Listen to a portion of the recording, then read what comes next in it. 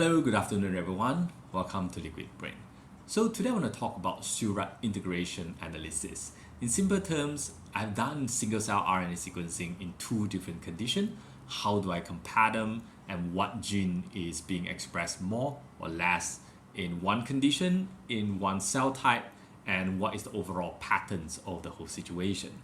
So again, I do not write most of this code. I will suggest you to, before even watching the video, go and download these two code.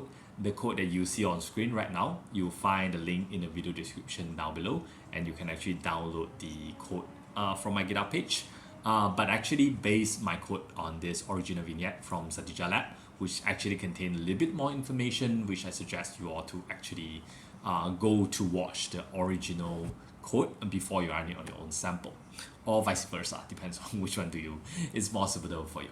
So after you download the code, first thing, this first chunk is always for just the static, so don't need to care too much about that. But the first actual step in the analysis is always to import the library. So I put a suppress warning in front so that it doesn't have the warning label and messages every time I load in the library. Makes for a nicer looking code for the site. And once you've done that, it is important to run the first step of how to import the library. So there'll be two main chapters in this video, but chapter 1 I try to run you through the concept of how to build the whole pipeline and what's the individual function mean, and the second one will go through an actual analysis from the Satija Lab vignette, which is on the IFNB dataset. Okay, so first of all is to actually construct your own Suerat object. So how do you do that is using the read10x function. So what you need for in each of the Suerat object is three main things: the matrix, the gene, and the barcode file. So if you're not familiar with how to import all this thing, I'll suggest you go and watch the first Suerat introduction video, which I believe I will put it in the bubble right here. And once you have detected the folder, once you have identified the folder you want to put them in, you load the folder directory into the URL. So this of course can be a folder, or if you're running an FTP on an online server, it can also be an FTP code as well. Okay, so once you have done these two different URL, which in this case is an example, so we're going to load in exactly two different files and we try to cross compare them. So we're not expecting a difference between them, but just keep that in mind while you're doing the analysis down below. So once we have that two directory, we're going to load the first one as PBCM data1 and then create your object as control. And the second one, we can load them as PBMC data2, and we're going to create a Suerat object called STIM, which stands for control and simulated. So I put in a slightly different minimum cell rate of 300/600, so that just to make it a little bit more different and a little bit more interesting on downstream analysis. So that the next part is the important part, which is how do you merge the two Suerat objects together. So in this case, I'm going to use the merge function where x equals to control and y equals to simulated, and I'm going to add cell ID of 3K and 4K. So the name doesn't carry any meaning. You just name it whatever you want. Just make sure it's relevant to the sample. So I name it 3K and 4K because the original data set is 3K. So I just added another K in the back. But also I'm trying to mimic one of the code that I found online. So it is likely that you have more than two different samples to merge. So in this case, how do you add more than two samples is, in the X, you always have to put the single sample, in this case the control, but on the Y, actually you can create a list of as many samples as you want, in this case as many Suerat objects as you want, and you just add the cell ID accordingly directly, and that would actually merge you into a big merge PBMC file. And this will most likely be what you'll be downloading from a lot of data set, which is a merge object. So because the next part is actually to split them. But before we split them, let's actually add some metadata into our thing. So let's just actually try one. So when we merge them, you can actually see this one. So you can see from the metadata, you will have the original identity. In this case, they are all PBMC3K because they are from the same project. And you have something called the So there's no way to differentiate between the two different samples that you have actually just merged. So that's the difficulty of it. Okay, so what we need to do now is actually to create the metadata so that it differentiates between the two. So what I'm going to do is to actually do a sample detect, and the sample detect will actually go from the merge PBMC active indent, which is here. Okay, so when you merge them, you're gonna add a 3K and 4K in front of their barcode like that. So what I did is that I write a very simple if else code which detect if it's a 3K in front of the sample using a string detect on a barcode that you see right now. Put it at 3K, if not, I put it at 4K, and I'm gonna pipe this metadata into the merge Suerat object, and I'm gonna change the identity of this new merge object to a different identity called sample. So it means that every time all the analysis below, when I want to do the difference, let's say calculation, the expression between different thing is gonna be based on the different sample. That's basically what it's trying to do. Okay, so the next one is gonna be slightly confusing again, because what we did above is that we take two different Suerat objects, we merge them together, we put a proper name on each of the item, but now we're gonna split them again. Okay, why do I do that? Because sometime when you download them, it's gonna be in PBMC list, and if you have 10 or 20 or 30 or 50 different object that you want to analyze individually, it's going to be a really long code. So in this case, we usually just convert them into a list so that it's easier to do what we need to do below, which in this case is to normalize the dataset, subset, find variables, features, and we're going to do a scale data and run PCA. Oops.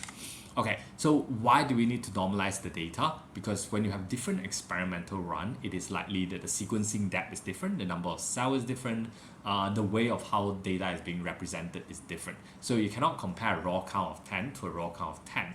So similar to the concept of FPKM and TPM, where we're converting a percentage expression of each gene against the total amount, so that we kind of get so that it allows us to cross-compare things between different experiments. So that's the concept of normalization. And in certain cases, you will see SC transform. So SC transform is also just a more advanced level of normalization of data. So you will see that, just understand what it's trying to do. The second one is actually what I added to the script, which is not in the original Satija lab, because without the subset or downsampling of data, my computer is not able to run it.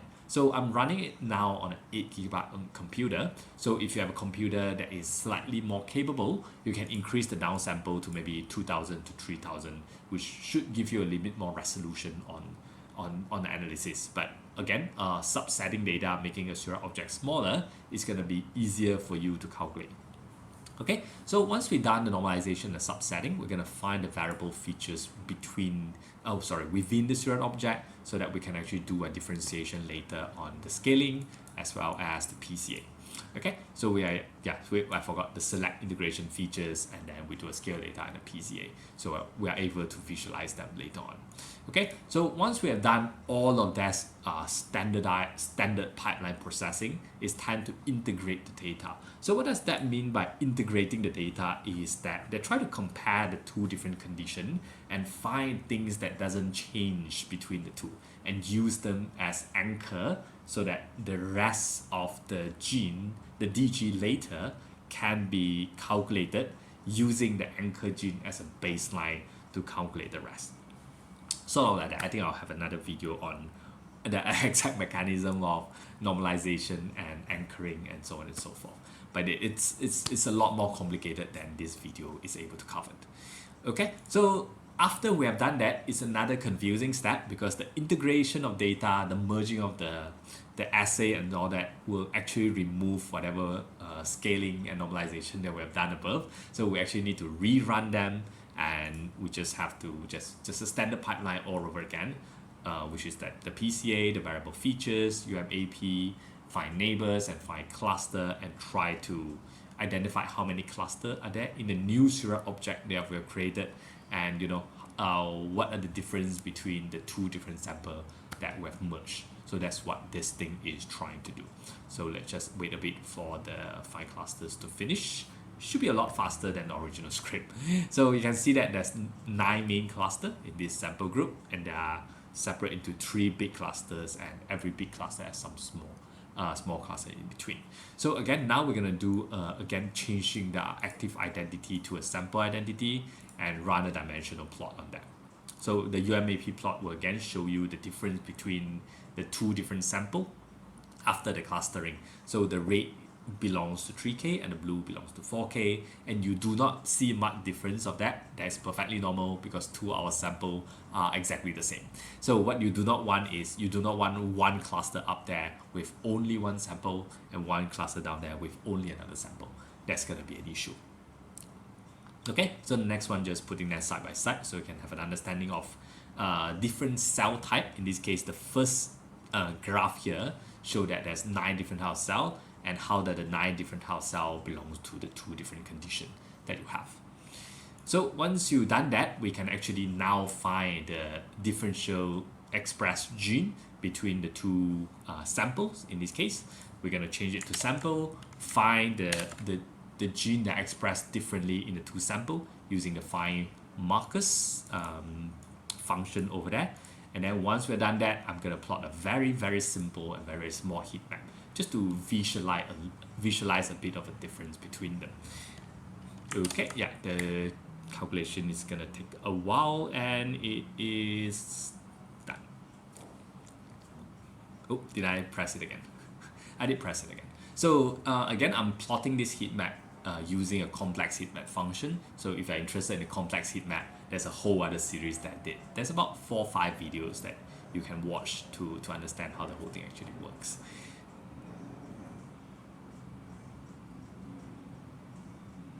Yep, something like that. So again, you can see the name of the gene on the right side over there, and these are the differential expressed gene between the 2 samples, even though we know that they do not have any, which is why you can find our log2 fold change to be incredibly small and the plot to be incredibly similar to each other. They are technically statistically significant, but in reality, we know that we cannot use them because we're using the 2 exactly the same same Suerat object to compare against. But what this allows us to do is actually compare the differential expressed gene between cluster using a merge of 2 different experiments. So this is an attempt to do that. So if we are merging the sample 3K and sample 4K, we are able to find this gene that after you have merged them together between the CD14 mono, which is our cluster 1, and all of the other cluster, how is the gene expression different from this cluster to the rest. So this is an attempt to do that. So within cluster DEG, maybe is that a technical term? I'm not too sure. Maybe you all can tell me about that. Okay, so you can see that in this case, the comparison between the first heat map and the second heat map is the second heat map actually show a different variation of gene and the first heat map doesn't. So the actual DEG that we can fish out from here. Okay, so that is basically chapter 1. That is how you can run the whole pipeline using your own data. And now it's actually using the IFNB dataset. So let's just start with the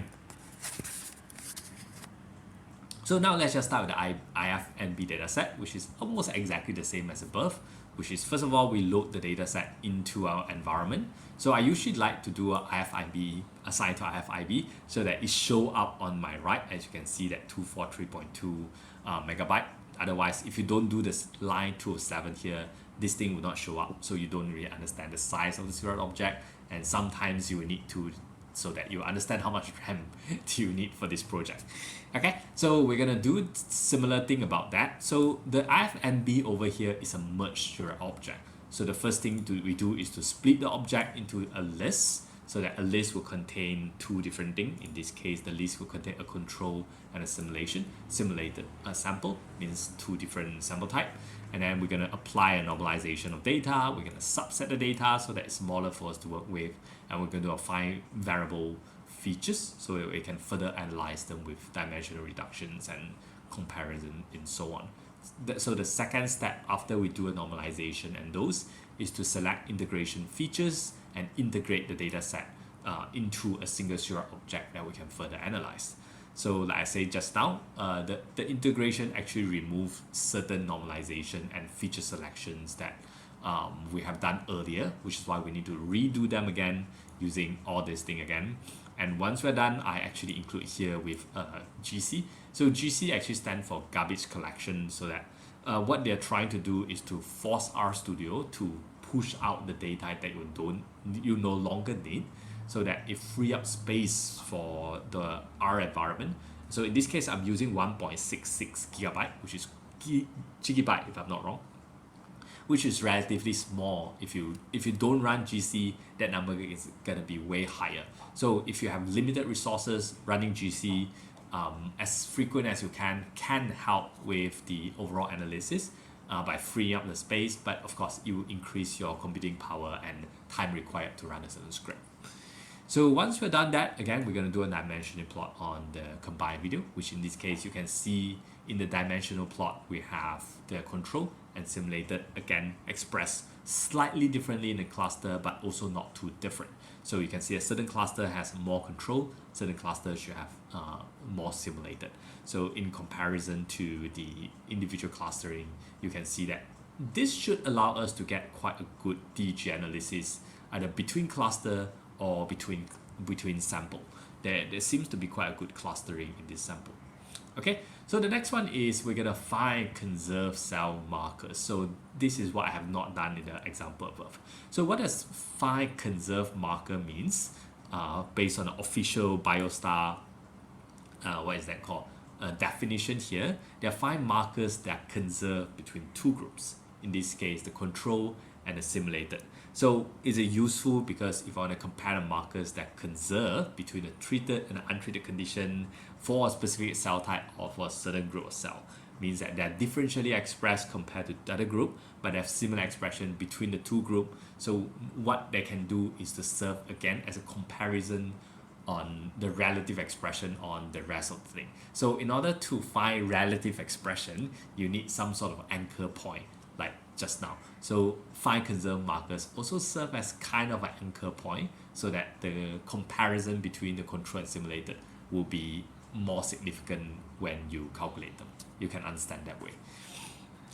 Okay, so after we have identified those features, we can do a feature plot just to make sure that we are able to see all these individual gene expressed only in a certain cluster, if I'm not wrong. In this case, I believe these are all cluster marker, so they're expressed specifically in one of those markers and those markers only.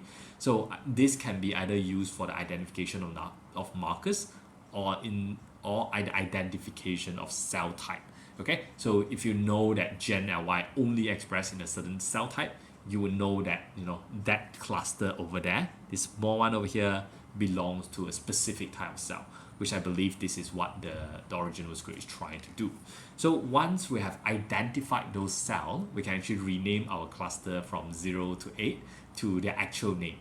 So based on some biomarkers and some background knowledge on how this experiment is run, they know that cluster 0 represents CD14 mono, and cluster 1 represents CD14 native T, and so on and so forth. So that what they do is that they're going to rename the indent from the old one to the new one, which is what this whole long script is trying to do. So one point of caution is that because the script actually override its previous object, you cannot run this thing twice, it will not work. The second time you run it, it's going to cause an error. Okay, so once we've done that, we're going to again do a dimensional plot, and we can see that those cell type will show up on top of their cluster, so that you will know which cluster belongs to which cell type, and so on. Okay, so again, we're going to do some slight data manipulation of adding it, just adding it in the factors, put in the markers to plot, and then put a dot plot, which something is terribly wrong, which I don't know which one is wrong. Yep. None of the provided identity class was found because I have not run a certain thing a certain way, and I will come back in a while.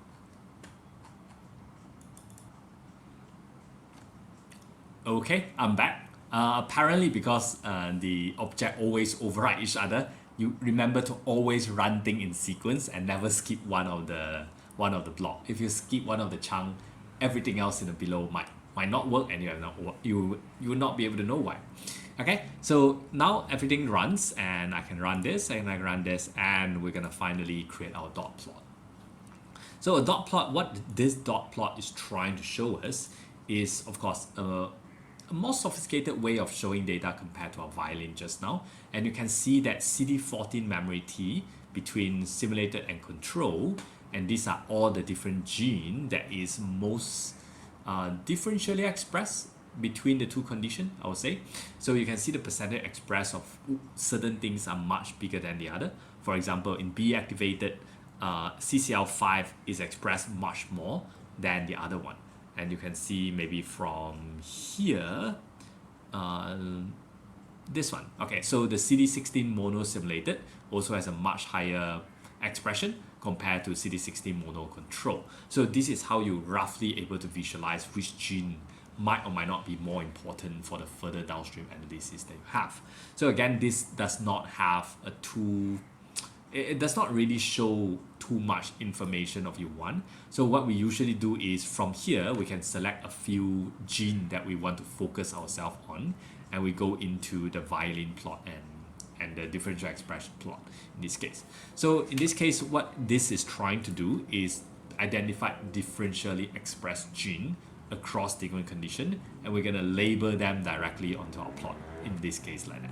Okay, so you can see that these are the two different cell type, and these are all the genes that are very different between simulated and control. So what this, how do you actually read this graph is everything on the vertical axis here is the expression of simulated, and everything on the y-axis simulated, and x-axis is control. So if it's here, for example, ISG15 has a much higher expression in control 4 compared to a much lower expression, much higher expression in simulated 4 compared to a much lower expression here in control. So you can also see that in ISG15, in CD14 monocyte, it also have a similar trend. So the more away they are from the straight diagonal line, x equals to y, the more differentially expression they are. So what I did just now, what I did later is that I take these two genes, ISG15 and CXCL10. I'm gonna take all this and I'm gonna plot my violin plot. So how do I do that is, again, I'm gonna try to find the markers between the two different conditions, and one I have the two condition, I'm gonna plot a violin plot here using the feature plot function. The violin plot function. The feature plot, I would say that's useful, but I do not find much more interesting to look at, and much more, I do not know how to use them, I would say. And if you do know how to use them and what they're used for, please leave a comment down below. I think that would be great.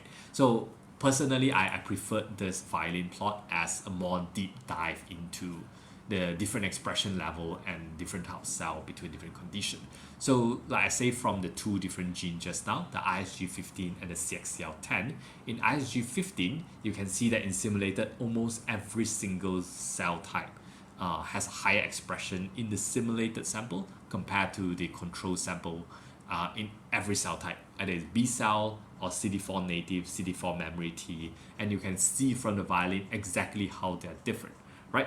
So for example, if you look at the CXCL10, you can see that in the control situation, almost no cell actually express it except for the B cell, which express it a little bit, but mostly on the low end of it. Most of the cell only express a little bit. Only a little bit cell has a slightly higher expression.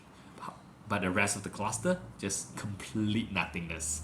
And I would say the T activated will be an interesting cluster to compare, where and B cell, so where the differentially expressed in such a huge magnitude, there might be something there that you can look at. And why is CXCL10 so different between condition, between cluster, and so on. Yep, so that is basically the end of our integration analysis. Just to run through a whole thing as a refresher, first of all, always import your own library, otherwise you show a function not found error.